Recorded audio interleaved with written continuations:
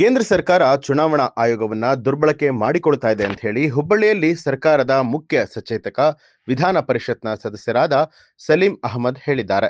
ನಗರದಲ್ಲಿ ನಡೆದ ಸುದ್ದಿಗೋಷ್ಠಿಯನ್ನ ಉದ್ದೇಶಿಸಿ ಮಾತನಾಡಿದಂಥ ಅವರು ಇವಿಎಂ ಯಂತ್ರವನ್ನ ಯಾವ ರೀತಿ ಬಳಕೆ ದುರ್ಬಳಕೆ ಮಾಡಿಕೊಳ್ಬೇಕು ಅನ್ನುವಂಥದ್ದು ಬಿಜೆಪಿ ನಾಯಕರಿಗೆ ಕರಗತ ಆಗಿದ್ದು, ಸಾಂವಿಧಾನಿಕ ಸಂಸ್ಥೆಯಾದ ಚುನಾವಣಾ ಆಯೋಗವನ್ನ ಎನ್ಡಿಎ ಸರ್ಕಾರ ತನ್ನ ಕಪಿಮುಷ್ಟಿಯಲ್ಲಿ ಇರಿಸಿಕೊಂಡಿದೆ ಅಂತ ಹೇಳಿ ಪರಿಷತ್ನ ಸದಸ್ಯ ಸಲೀಂ ಅಹಮದ್ ಕಿಡಿಕಾರಿದ್ದಾರೆ. ಇನ್ನು ಚುನಾವಣಾ ಆಯೋಗದ ಅಕ್ರಮ ವಿರೋಧಿಸಿ ಆಗಸ್ಟ್ 5ರಂದು ನಮ್ಮ ನಾಯಕರಾದ ರಾಹುಲ್ ಗಾಂಧಿ ಅವರ ನೇತೃತ್ವದಲ್ಲಿ ಹೋರಾಟವನ್ನ ನಡೆಸಲಾಗುತ್ತೆ ಅಂತ ಹೇಳಿದ್ರು.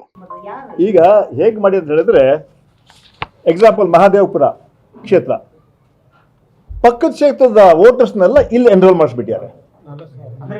ಆ ಡಬಲ್ ವೋಟ್ ಮಾಡೋದ್ರ ಮೂಲಕ ಅದು ಮಾಡ್ಬೇಕಂದ್ರೆ ಅಲ್ಲಿ ಆಫೀಸರ್ ಒಪ್ಪಿಗೆ ಕೊಡಬೇಕು, ಎಲೆಕ್ಷನ್ ಕಮಿಷನ್ ಒಪ್ಪಿಗೆ ಕೊಡಬೇಕು.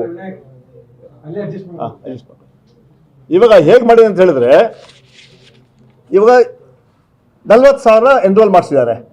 ಅದು ಮಾಡೋ ಮುಂಚೆ ಎಲೆಕ್ಷನ್ ಕಮಿಷನ್ ಸಂಪೂರ್ಣವಾಗಿ ನೋಡ್ಬೇಕಾಯ್ತು, ಅದೇನು ನೋಡಿಲ್ಲ ಅವರು. ಎಲೆಕ್ಷನ್ ಕಮಿಷನ್ ಕಣ್ಣು ಮುಚ್ಕೊಂಡು 40,000 ಓಟನ್ನ ಎರಡೂ ಕಡೆ ವೋಟಿಂಗ್ ಮಾಡೋ ರೀತಿಯಲ್ಲಿ ಮಾಡಿಬಿಟ್ಟಿದ್ದಾರೆ. ಈಗ ಮಹಾದೇವಪುರಲ್ಲಿ ವೋಟಿಂಗ್ ಇರುತ್ತೆ, ಪಕ್ಕದ ಕಾನ್ಸ್ಟಿಟ್ಯೂನ್ಸಿ ವೋಟಿಂಗ್ ಇರುತ್ತೆ. ಯಾಕೆ ಎರಡು ಕಡೆ ಇವತ್ತು ಏನು ಶಾಯಿ ಹಾಕೊಂಡು ತೆಗೆದ್ಬಿಟ್ಟು ಎರಡು ಕಡೆ ವೋಟ್ ಮಾಡ್ಬೋದು ಓಟು. ಸೊ ಅದಕ್ಕೆ ಸಂಪೂರ್ಣವಾಗಿ ಎಲೆಕ್ಷನ್ ಕಮಿಷನ್ ಸ್ಟ್ರಿಕ್ಟ್ ಆಗಿ ಹ್ಯಾಂಡಲ್ ಮಾಡಲಿಲ್ಲ, ಬಿಟ್ಬಿಟ್ರು ಅವರು. ಬಿಜೆಪಿ ಸರ್ಕಾರ ಅಧಿಕಾರದಲ್ಲಿ ಕೇಂದ್ರದಲ್ಲೂ ಇದೆ, ರಾಜ್ಯದಲ್ಲೂ ಇದೆ ಅಂತ. ಅದನ್ನು ಮಾಡ್ತಾರೆ. ಸಿ ವೇರ್ ಈಗ ವೋಟರ್ ಲಿಸ್ಟ್ ಅಲ್ಲಿ ಬಂದ ಮೇಲೆ you have got every right to vote.